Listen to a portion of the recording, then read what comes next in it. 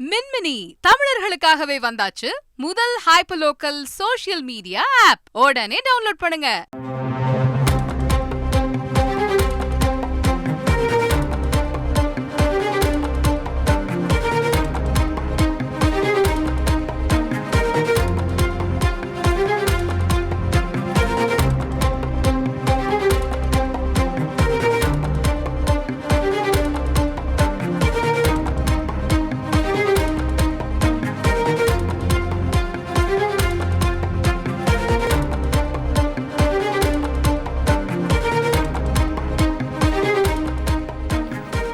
குடியரசு தினத்தன்று ஆளுநர் மாளிகையில் நடைபெறக்கூடிய தேநீர் விருந்தை கட்சிகள் புறக்கணித்திருக்கிறார்கள்.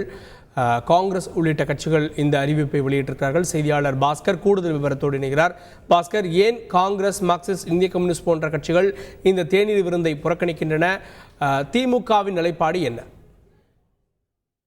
தமிழக ஆளுநர் குடியரசு தின விழாவில் கொடியேற்றி விட்டு அதற்கு பிறகு மாலையில ஆளுநர் மாளிகையில தேநீர் விருந்து அளித்தார். தமிழக முதலமைச்சர், அமைச்சர்கள், நாடாளுமன்ற உறுப்பினர்கள், சட்டமன்ற உறுப்பினர்கள், அரசியல் கட்சிகளுக்கு அழைப்பு விடுக்கப்படும். அதன் அடிப்படையில் அவர்கள் தேநீர் விருந்து நிலைப்பாடாக இருந்தது. ஆனால் கடந்த ஆண்டு ஆளுநர் அந்த தமிழகம் என்ற பெயர் மாற்றி அந்த ஆட்சி விடப்பட்ட அழைப்புகள் அனுப்பப்பட்டதன் காரணமாகவும் எம்புலம் தமிழகத்தினுடைய எம்புலமும் மாற்றப்பட்டதற்கு எதிர்ப்பு தெரிவித்து உடனடியாக அரசியல் கட்சிகள் கடும் எதிர்ப்பு தெரிவித்து பங்கேற்கவில்லை. தேநீர் விருந்தை புறக்கணித்தார்கள்.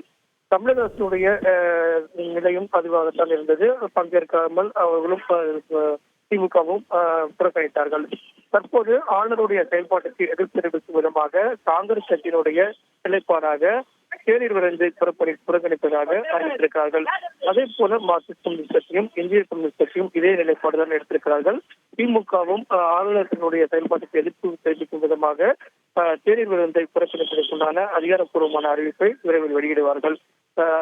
குறிப்பாக தமிழகத்தில் இருக்கக்கூடிய திமுக கூட்டணி கட்சிகள் அனைத்துமே ஆளுநர் வழங்கக்கூடிய அந்த தேநீர் விருந்தை புறக்கணிக்கும் நடவடிக்கைகள் ஈடுபடுவார்கள். ஆளுநருடைய செயல்பாட்டுக்கு எதிர்ப்பு விதமாகவே இந்த நிலைப்பாட்டை எடுத்து அறிவிப்பார்கள்.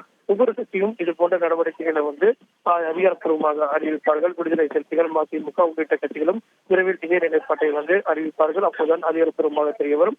அந்த வகையில காங்கிரஸ் கட்சி, மார்க்சிஸ்ட் கம்யூனிஸ்ட் கட்சி, இந்திய கம்யூனிஸ்ட் கட்சி தேநீர் விருந்தை புறக்கணிப்பதாக ஆளுநருடைய செயல்பாட்டை எதிர்ப்பு விதமாக இந்த நிலைப்பாட்டை எடுத்திருப்பதாக தற்போது அறிவித்துள்ளார்கள். மின்மினி தமிழர்களுக்காகவே வந்தாச்சு முதல் hyper local social media app. உடனே டவுன்லோட் பண்ணுங்க.